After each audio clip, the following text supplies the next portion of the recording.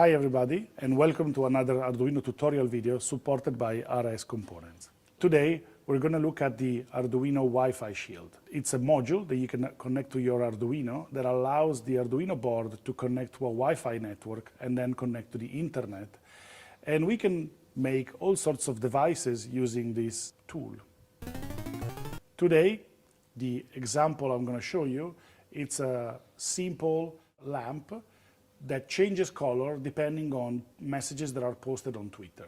So if somebody posts a Twitter message that begins with the hashtag Arduino RGB and then followed by a color represented as a 6-digit hexadecimal number. This is the way, for example, that colors are represented within HTML pages. The 6 digits represents the amount of red, green, and blue that goes into the color. The first 2 digits represent the amount of red, the second 2 green, and the last 2 blue. So what the Arduino is going to do is going to connect to Twitter, launch a search, and it will search for all the messages that contain this hashtag. And once it finds one, it will actually go search for the number, and then it will basically take every number, decode it, and turn it into an amount of color that will be represented on the RGB LED that you see here on the circuit. Let's have a look at the circuit. Here we have an Arduino Uno with a Wi-Fi module mounted on top of it. And then very simply we took a small RGB LED and we connected 3 resistors, and the 3 resistors go to pin 3, 5, and 6.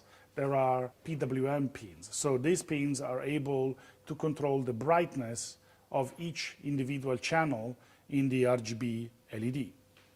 So the module you see on the top here is the Arduino Wi-Fi Shield. The Arduino Wi-Fi Shield is actually a quite interesting device.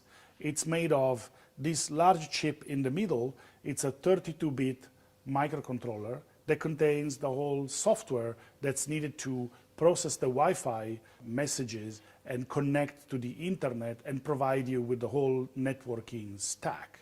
And it speaks to this little square module in the corner. That one, it's essentially the wireless part that communicates with the actual Wi-Fi network. So by using a powerful processor on board of the Shield, we can actually save code space, we can save memory on the main Arduino board. So let's have a look at the code.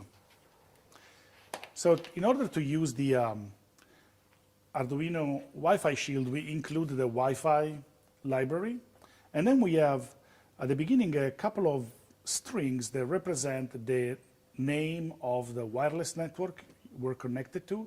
So at this moment, we're connected to a network that doesn't require a password. So when it says the next parameter contains just a word, a password that we're not going to use later.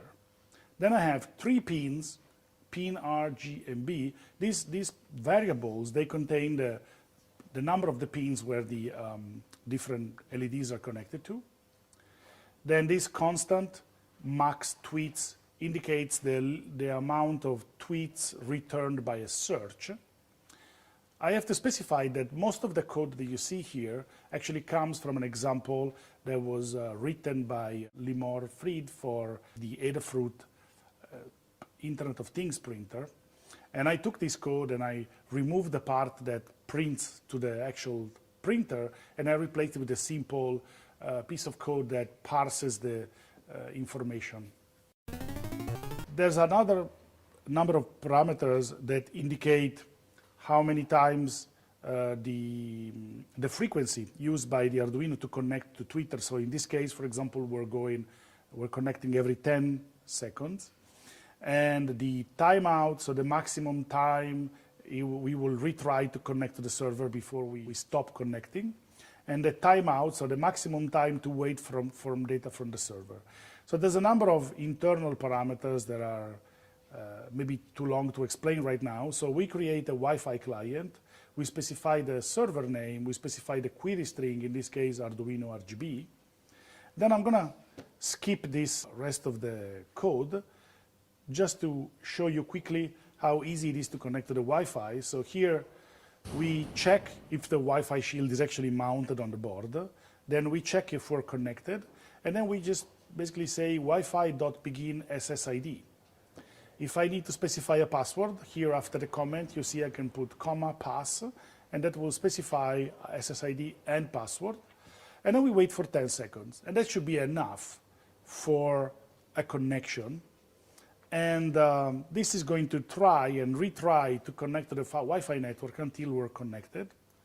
Print Wi-Fi status will tell us, okay, you're connected, this is your IP number, this is the network you're connected to, and everything else. And then during the loop, what we're going to do, we're just going to create a connection to the server. We're going to send the request. This code I'm highlighting now is the one that sends the request to the server. Oops. And then later on, once the data has been received, it says here processing results. So we go to this function called JSON parse. JSON parse does quite a lot of work in processing the data that comes from the server, but what's interesting for us is here. Basically, I'm saying if the length of the message that we received is less than 20, it means that the message is short enough to be the hashtag plus the color. So I'm going to decode the color, print out the values I'm going to send to the LED, and I'm using analog write to set the color of each channel of the LED. And then we're just going to print some other debugging information if we want to know that everything worked out. And then we're going to reset the timestamp so that we can check in again 10 seconds. So here I'm going to bring in the debugging message. So if Davide, can you please send a tweet? So we're going to ask our friend Davide to send a tweet with a color, maybe send FF0000, so that represents the full red color. So now the tweet has been sent.